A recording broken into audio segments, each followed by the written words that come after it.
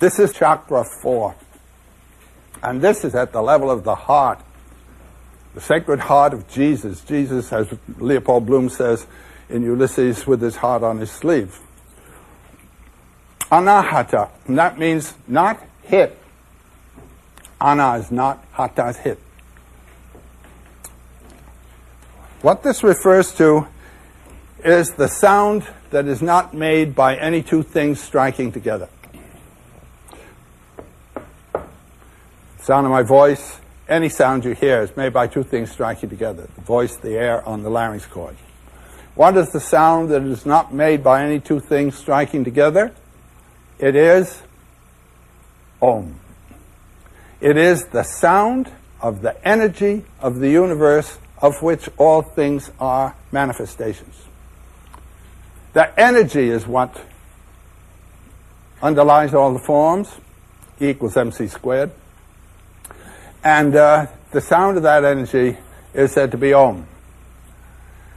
Now, Om can be written in Roman letters either as O-M or as A-U-M. O in Sanskrit is analyzed into A and U. A-U-M, the four-element syllable. The four elements are A, U, M, and the silence out of which Om comes and back into which it goes. The Indians will always recognize that ground in silence, in infinite, in transcendent, in the void. Kali. Om pronounced starts in the back of the mouth, then fills the mouth cavity, oo, and closes at the lips, When properly pronounced, you have made all the noises. And so all words are simply fragments of Om. Just as all the images of the broken forms of the world are fragments of the form of forms, so all words are fragments of Om. Om is the sound of the radiance of God. Om is discussed in the Mandukya Upanishad. There's a very interesting 2-page Upanishad, M-A-N-D-U-K-Y-A, Mandukya, in terms of the 4 steps, the 4 stages. A is associated with waking consciousness, the gross bodies of the forms in which we dwell, and of which we are one. Here, I am not you, you are not I, and a duality prevails, an Aristotelian logic. A is not A. Aristotle's logic is the logic of waking consciousness carried right through it. He's not letting anything else break in there. Gross bodies, they are not self-luminous. They have to be illuminated from without. U is of dream. When you dream, you're surprised by your dream, and yet the dream is you. You as subject are surprised by yourself as object. You seem to be two, you and your dream, but you are one. So subject and object, though they seem to be two, are the same. I and you are the same. This is the breakthrough of the metaphysical realization that the two that seem to be separate are really one. And this is the midway point to transcendence, to realizing relationship as identity.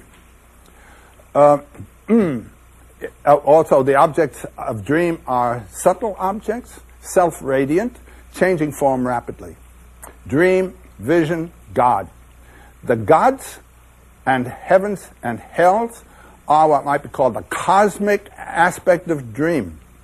And the dream is the personal aspect of myth. Dream and myth are of the same order. They're of the order of U, dream consciousness. And you and your God are one, just as you and your dream are. And your God isn't my God. So don't try to push it on me. Everyone has his own being and consciousness. The third order then is of which is deep, dreamless sleep. Consciousness is there. The heart is ticking. The body will respond to heat and cold and so forth and so forth.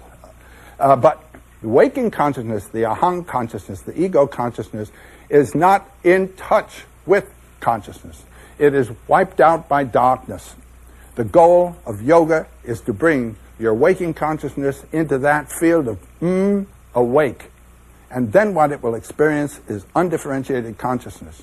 Not the consciousness of anything, but that primary consciousness to which we are trying to yoga, to link our waking consciousness. So that's the what we're talking about. Now the deity in the Sanskrit system representative of this is Shiva as the dancer. Look at the shape here and the head, and then look at Om. In other words, while looking at the image of Shiva, you are hearing the syllable Om, the sound of the radiance. Now, in lecturing to Methodists, I tell them about graven images. This is a permanent meditation. It's not idolatry. You're not idolizing this image. It's the radiance. It's the opening of it. Shiva helps you go through Shiva. You don't stop with him.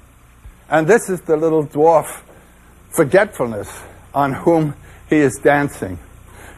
Fascinated by the serpent of the world.